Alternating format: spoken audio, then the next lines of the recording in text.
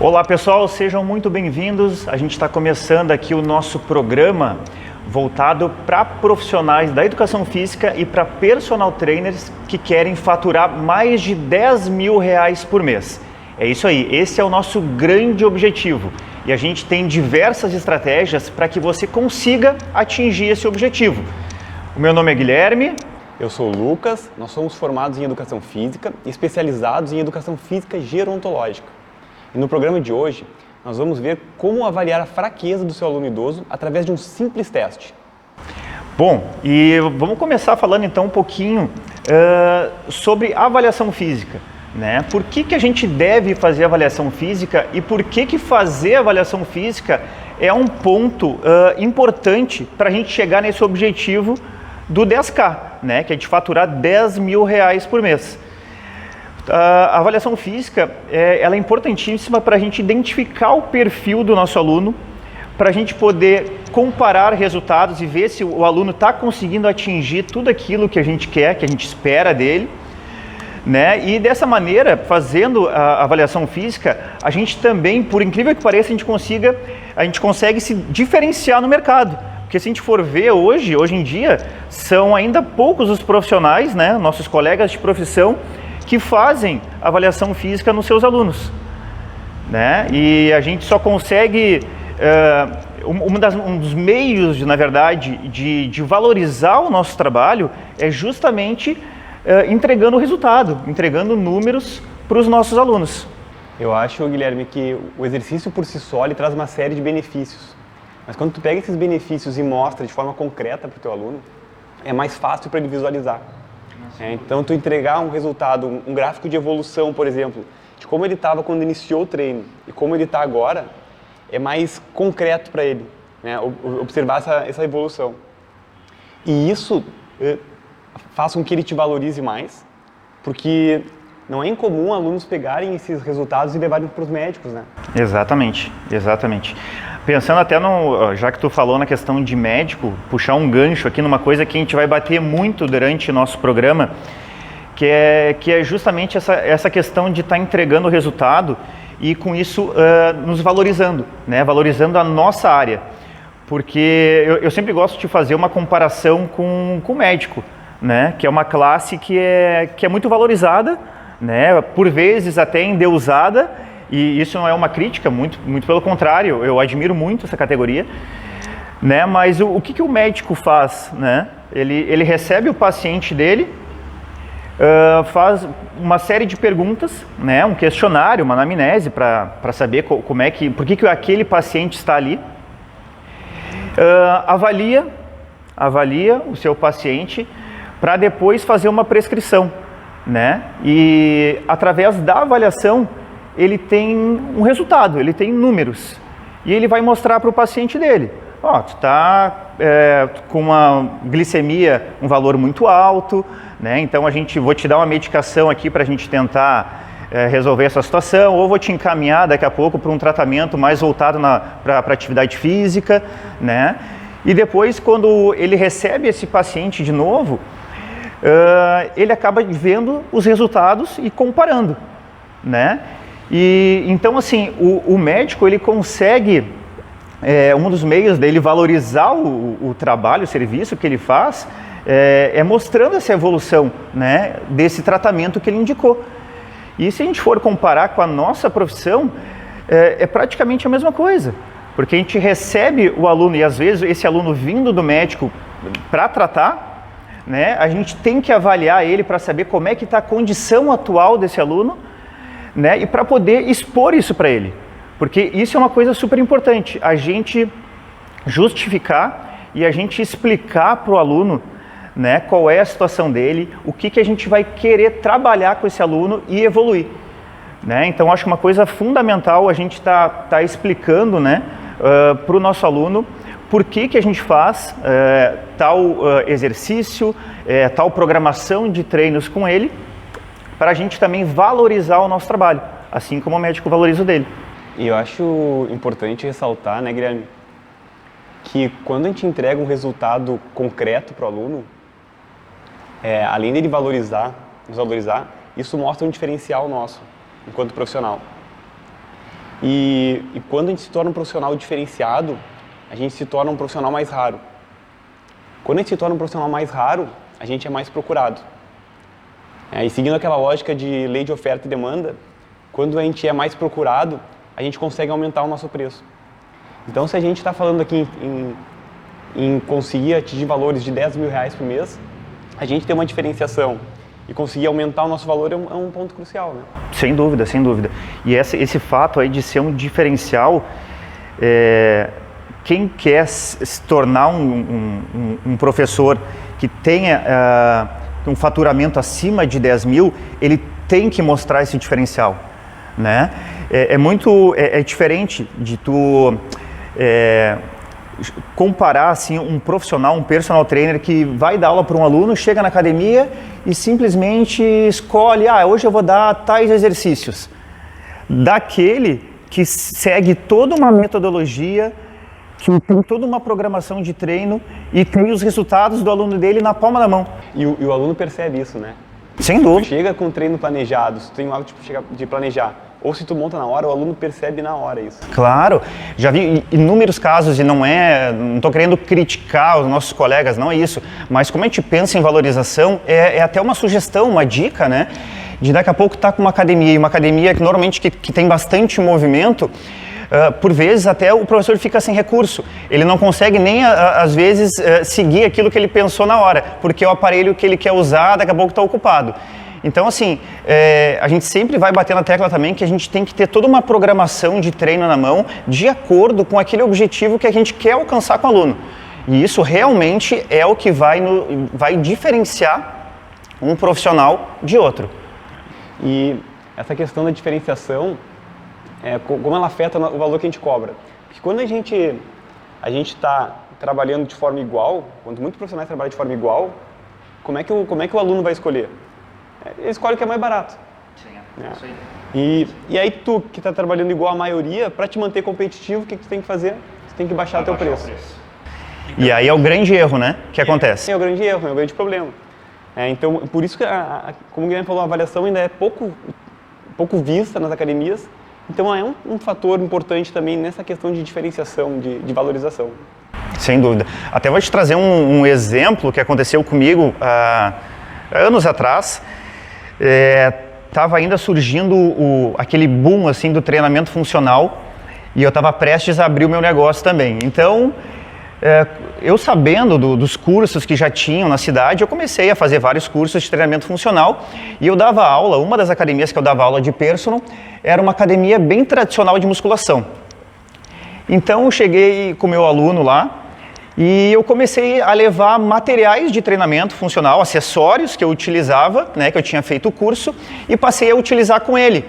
Naquela época que não tinha isso nada. Não tinha, estava recém começando o treinamento funcional, então eu chegava lá com os materiais e, cara, as pessoas começavam a me olhar assim, os outros personal que estavam dando aula me olhavam assim, pô, o que esse cara tá fazendo, né?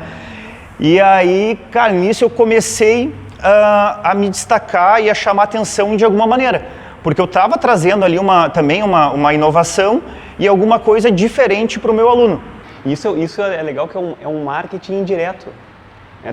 Por que indireto? Porque tu não faz com a intenção de fazer propaganda.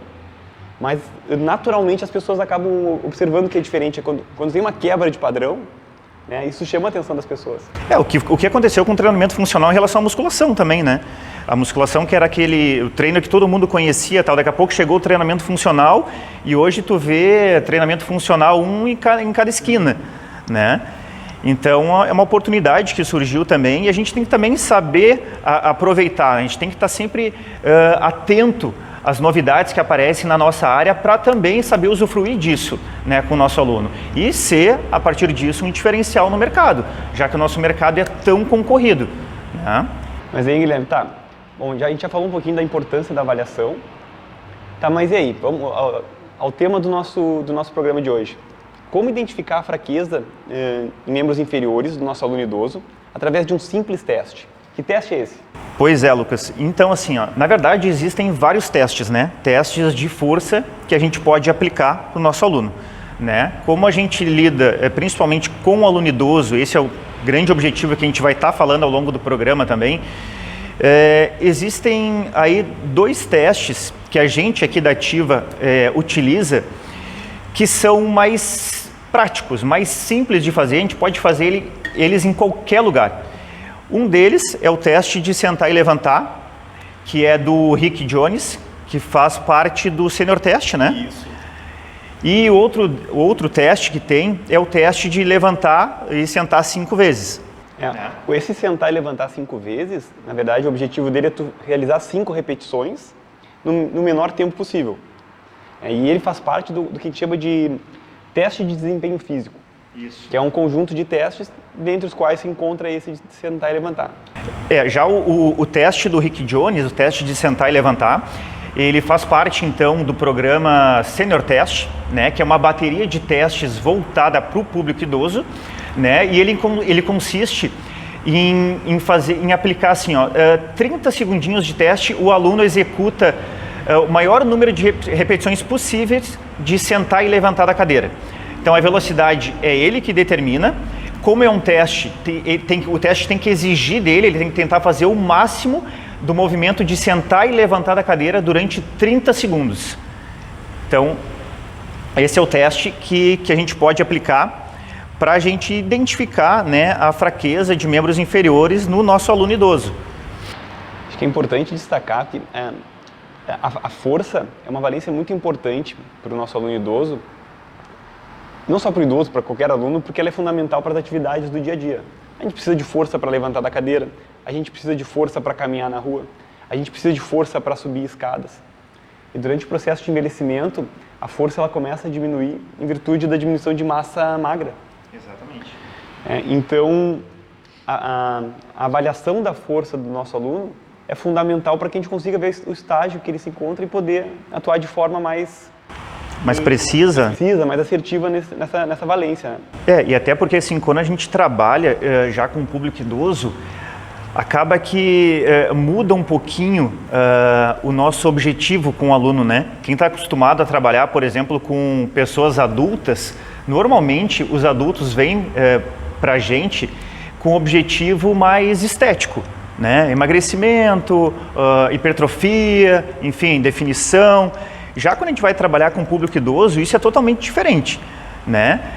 Claro que existe gente que está preocupada com a questão estética também, mas o grande objetivo do público idoso está relacionado justamente à funcionalidade dele, à autonomia, daqui a pouco a um possível risco de queda que ele possa ter, né? Então, esse teste ele vai ser importantíssimo justamente para essas questões, né, da funcionalidade e das atividades que esse aluno idoso já faz no dia a dia dele, né? Ainda complementando sobre a questão da força, dependendo do estágio de capacidade funcional que o nosso aluno está, ele vai precisar trabalhar força antes mesmo de trabalhar uma caminhada, por exemplo. Talvez os níveis de força dele estejam tão baixos que ele não consiga realizar a caminhada.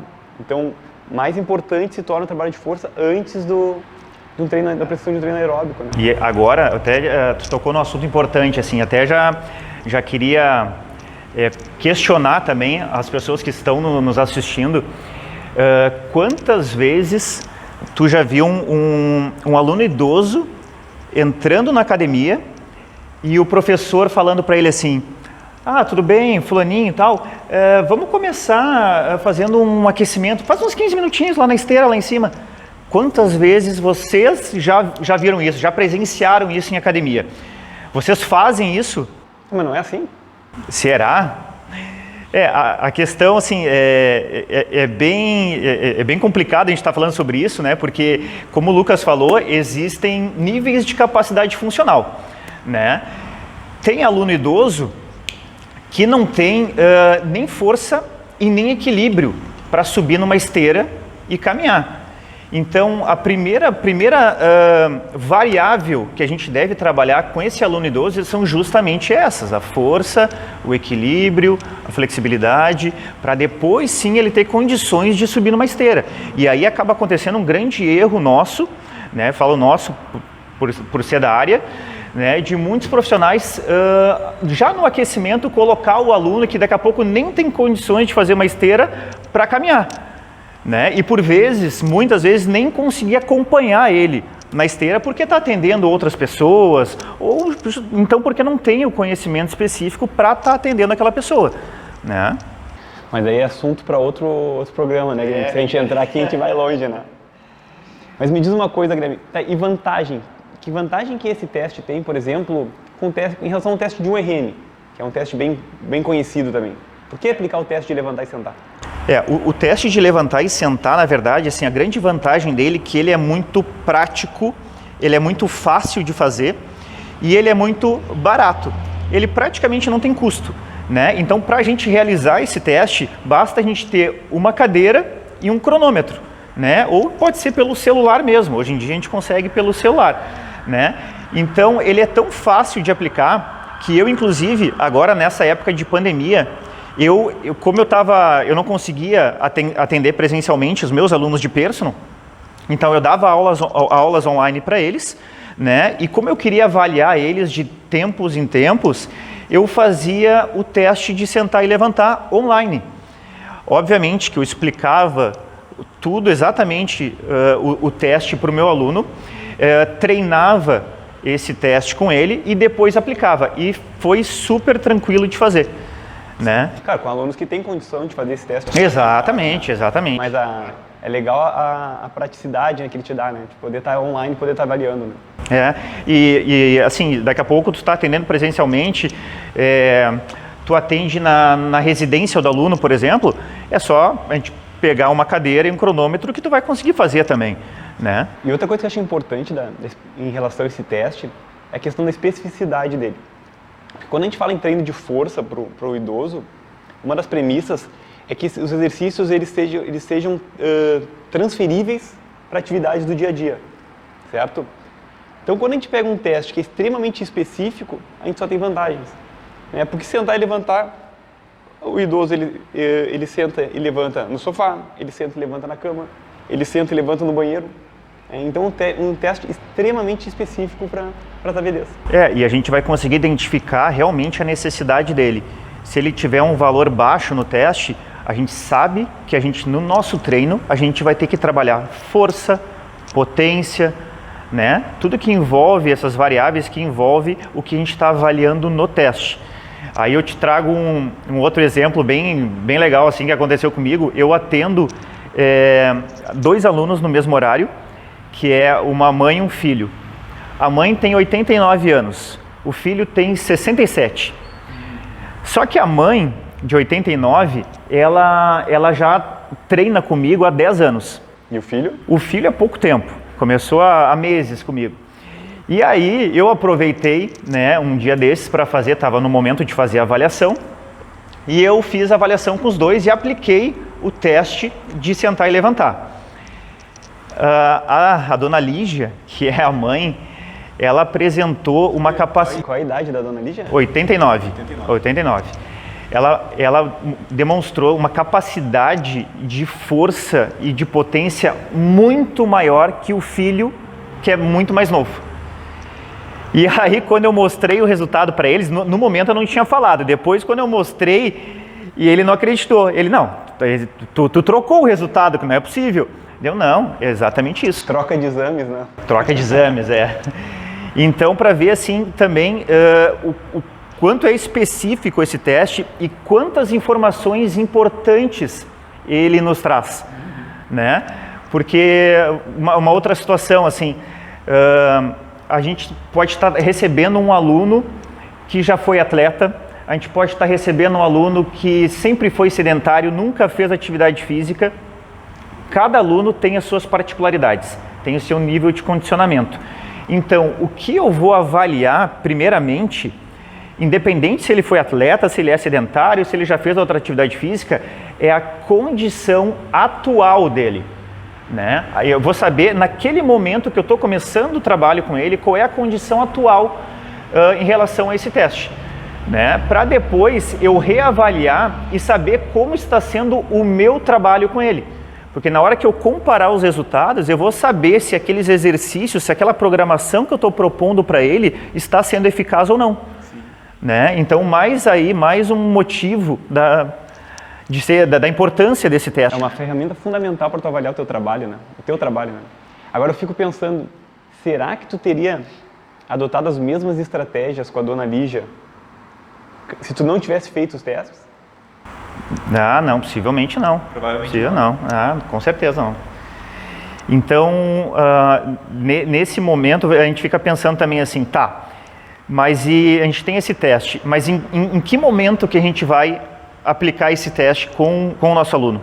Né? Será que existe um momento específico para a gente estar avaliando e fazendo esse tipo de teste com ele? Bom, a gente já comentou, né? No início do trabalho, ele tem que ser feito para balizar o teu planejamento. E a partir disso, a gente trabalha com um período entre 3 e 4 meses, né, Guilherme? Para fazer o reteste, para dar tempo de permitir algumas alterações. Claro, vai depender também da frequência que o aluno frequenta, que o aluno treina conosco, né? Mas também porque 3 meses é um ponto crítico para a questão de desistência do aluno. É, verdade. Então, se lá em 3 meses a gente aplicar o teste e a gente conseguir mostrar para o aluno a evolução dele, é um fator de motivação que vai fortalecer isso, vai fortalecer o envolvimento dele com o treino. E aí que a gente fala muito de valorização, né? De mostrar o resultado. Se tu não mostrar o resultado depois de 3 meses, vai ficar naquela subjetividade. Que o aluno, eu acho que eu tô começando, levantando melhor agora, sem dor. Mas será que ele melhorou realmente a força? Será que ele melhorou o equilíbrio dele? Como é que tu vai mostrar isso para ele? Né? Então, realmente um momento importante de fazer a avaliação é logo no início, de preferência não deixar passar muito tempo, né? A gente passa, depois ao longo do programa a gente vai mostrar como é que se faz uma avaliação física completa, né, no aluno idoso. Tem várias etapas, né? Mas é importante a gente fazer logo no início, quando a gente está começando com o aluno, e depois dos 3 meses, então, para a gente estar comparando aí os resultados e para ver se a gente vai mudar a nossa estratégia de treinamento ou não, né? Então, eu acho que isso responde aí essa pergunta, né? Tá, e por onde começar, Guilherme? Porque assim, tu já falou que a gente vai precisar... Materiais extremamente simples, né? É uma cadeira de 45 centímetros, um cronômetro, que todo mundo tem em celular hoje. E que mais que a gente precisa na hora de, digamos ali na prática, no dia a dia? Como é que a gente funciona? Como é que funciona com o aluno? A coisa mais importante, até já comentei aí no vídeo, é a gente primeiro explicar, né? Explicar para o aluno o porquê que a gente vai fazer esse tipo de avaliação, por que a gente vai fazer tal teste com ele. Assim, a gente já começa a passar mais confiança para o nosso aluno. Então, veja bem, vê se não é diferente eu simplesmente chegar com o aluno, tu vai fazer tal teste, tá? 30 segundos, o máximo que tu conseguir fazer, tá? Valendo, acabou o teste, ok. Agora, tu chegar para ele, a gente vai fazer esse teste para avaliar a tua capacidade de força de membro inferior e a tua potência, que está relacionado com aqueles movimentos que tu faz no teu dia a dia. Gente, muda completamente o patamar, né? Pode ter certeza que ele vai ter muito mais confiança no teu trabalho, não só daí na avaliação, isso serve para exercícios também. Por que eu estou fazendo tal exercício? Se tu explica para o aluno, se tu demonstra conhecimento para ele, com certeza tu vai ter uma fidelidade maior por parte do aluno. E vai numa coisa que a gente vai falar muito aqui, que é a questão da valorização. Às vezes a gente se questiona muito da falta de valorização em relação ao profissional de educação física. Mas a primeira pessoa que a gente tem que buscar que nos valorize é o nosso aluno. E porque o nosso aluno nos valorize, essa é uma das melhores formas, né? Mostrar, explicar, demonstrar o nosso conhecimento. E agora tu falou outra palavra também que faz parte do momento do teste, né? Que é a demonstração. Né? Porque o aluno, às vezes a gente recebe um aluno que nunca fez exercício físico na vida, né? Ele está fazendo aquele teste pela primeira vez. Então, a gente vai explicar o teste para ele e logo depois nós vamos demonstrar. Né? E antes de aplicar o teste no aluno, a gente tem que fazer ainda um treinamento para ver se ele está fazendo corretamente o movimento.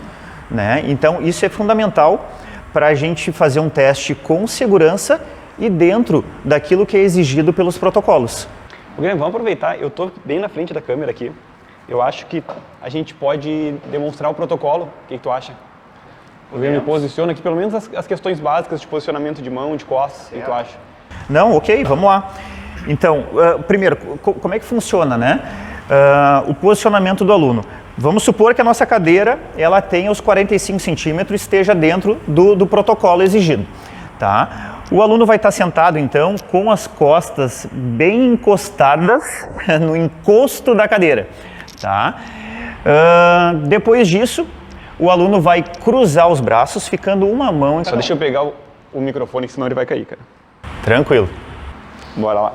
Então vamos cruzar os braços, tá? Um ponto bem importante quando a gente vai fazer a avaliação física, e principalmente esse teste. Quando a gente for fazer o teste com cadeira, a gente deve encostar a cadeira ou numa parede ou num lugar fixo. Por quê? Porque durante o teste, na hora do aluno levantar, pode ser que a cadeira ela acabe se movimentando e aí pode causar um acidente, tá? Então, partindo dessa posição, com os pés no chão, a gente vai durante 30 segundos fazer o movimento de levantar e sentar na cadeira. Importante, o aluno deve ficar com a coluna ereta, tá? E na volta do movimento, ele deve de novo encostar as costas lá na parte de trás da cadeira, certo? Então esses são detalhes importantes que estão dentro do protocolo, né, seguido ali do Rick Jones. Eu não sei se o pessoal tem costume de fazer esse teste, se já fez esse teste alguma vez, até a gente pede que você comente aí embaixo se isso é uma novidade para você ou não, né? Porque a gente vai, a partir de agora, mostrar vários testes específicos que são importantes para a gente fazer com o aluno idoso. E a avaliação do aluno idoso, ela é totalmente diferente da avaliação física que é feita com adultos, né? Como a gente falou antes, ela está muito voltada mais para a funcionalidade, né? Então, assim, existe avaliação de composição corporal com o idoso? Sim, existe, mas não é o foco principal, né? Então, a gente vai ter diversos testes, teste de flexibilidade, teste de força, de capacidade aeróbia, de equilíbrio, agilidade, tudo que o idoso precisa ser avaliado, que está presente no dia a dia dele, a gente tem condições e a gente deve avaliar. E tem muita ferramenta para a gente usar na avaliação, né? Tem testes, tem questionários. Até uma questão que a gente traz é, ok, e se o aluno não consegue fazer o teste de levantar e sentar da cadeira? Que outras alternativas a gente pode usar? Por exemplo, digamos que a gente tem um aluno que tem uma osteoartrite severa e sente muita dor para realizar o teste. Como é que a gente faz? Então, como tu falou, tem os questionários que a gente pode estar aplicando. Um dos questionários é o questionário de CATS, né? E que tem relação com a funcionalidade, com o dia a dia do aluno. Eles avaliam a independência funcional. Independência funcional, exatamente. E a gente tem também o Bartel. O Bartel também é bem voltado para esse objetivo. Eles são dois questionários mais indicados para idosos mais dependentes. Né?